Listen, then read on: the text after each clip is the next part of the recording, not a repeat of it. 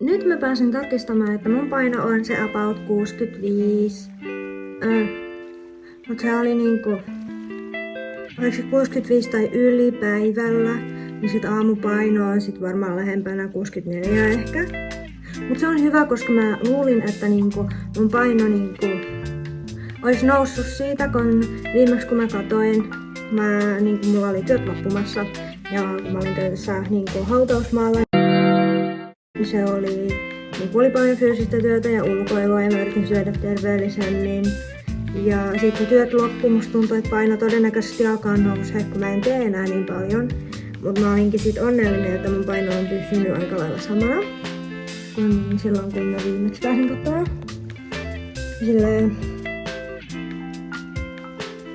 mä oon syönyt silleen silmämääräisen semiterveellisesti. Et niinku, vai voinko mä sanoa näin? Luulisin, koska mä tiedän, että sit kun se menee ahmimiseksi, niin se menee ahmimiseksi. Et siltä mä olen välttynyt, mutta mä oon silti syönyt silleen niinku vähän epäterveellisesti. Että niinku, jos mä haluaisin pudottaa painoa, mun pitäisi syödä terveellisemmin.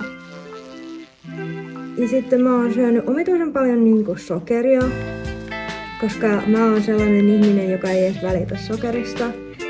Mut se voi johtua siitä, että mun äiti ja poikaystävä on milteipä niinku sokeriaddikteja aika lailla. Niiden kanssa tulee varmaan sit helposti syötyä, niin ehkä se johtuu siitä. Ja vaan kun mä yllätin itteni, koska se on ollut eilen tai tänään, kun mä olin silleen, joku makea olisi kiva. Sitten mä olin silleen, hetkinen, mitä? Koska mä en oo niin hirveästi makeen ystävä. Et niin kuin viikonlopuksi, jos mä ostan herkkuja, niin se on todennäköisemmin 1 pussia silleen. Mutta se on nyt päivitys pois alta. Mä päätin meinaan yhtäkkiä tehdä videon sen takia, koska... Mä ostin kirpputorilta takin. Tai siis me mentiin äidin kanssa kirpputorille, jossa kävi vaan käteinen ja mä olin jättänyt käteisen kotiin, paitsi että sit mulla olikin jotain 3 euroa bussin pohjalle jäänyt joltain bussiressulta. Mut se ei riittänyt kuitenkaan, koska mä löysin...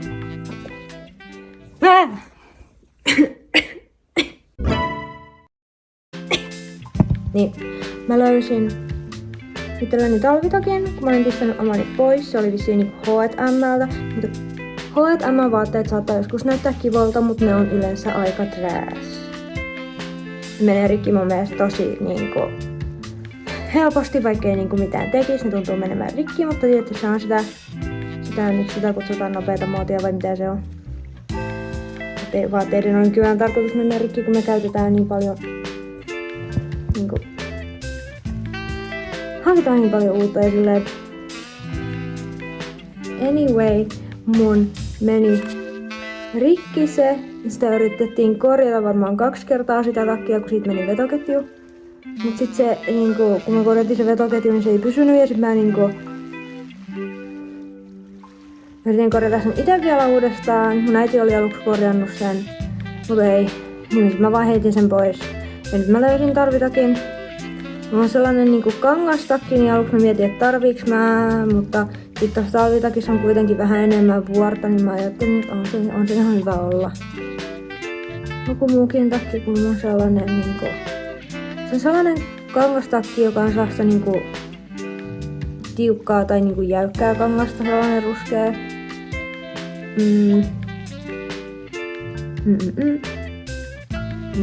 Ja mä ostin sen takia, niin mä päätin vähän niinku freshata sitä, kun siinä kun on se karva siinä hupussa, niin se on tietty vähän pöllähtäneen näköinen, niin kuin aina kun on käyttänyt sellaista takkia jonkun aikaa on. Niin mä otin mun kissan harjan esille ja mä harjasin siitä niinku pari sukausta vaan ja siitä tuli tosi hyvän näköinen. Ja se on se syy, minkä takia mä aloin kuvaamaan tätä videota, koska mä halusin näyttää teillekin, miten cool siitä tuli. Tai no en mä tiedä, onko se nyt niin cool, se on vaan takki. Mä sitten nyt taas kissan kiipeilypuuhun pieni hetki. Olen palannut.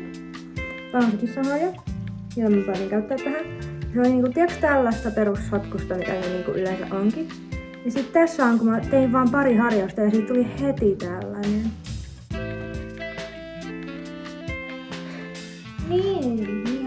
sinusta puhutaan. Niin.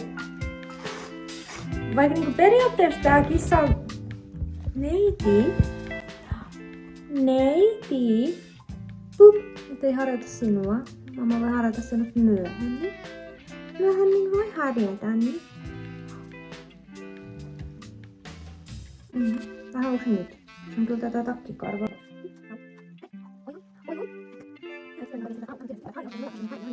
Et pure sitä harjaa.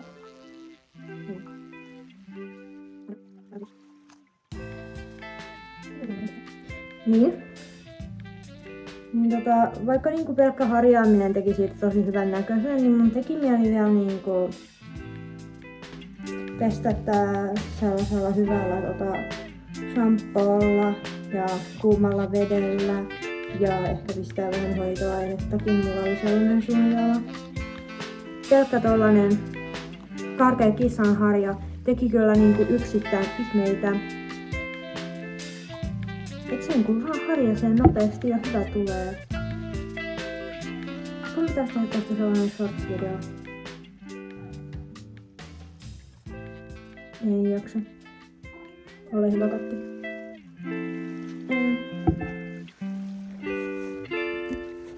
Se on ehkä siis parempi, koska mä en tiedä mitä muutakaan mun kuvaisin. Tää on ollut vähän pitkä short-video. No? Tervehdys, tulin vaan muistuttamaan, että lemmikin harja voi ostaa, vaikka sinulla ei olisi omaa lemmikkiä. Se sopii todennäköisesti ihan hyvin muihinkin tällaiseen tekokarva-juttuihin niin, että niistä tulee siistejä. Jos sulla ei ole oikeata omaa lemmikkiä, niin sulla voi olla tällaisia tekolemmikkiä, joita sä voit hoitaa ihan yhtä hyvin.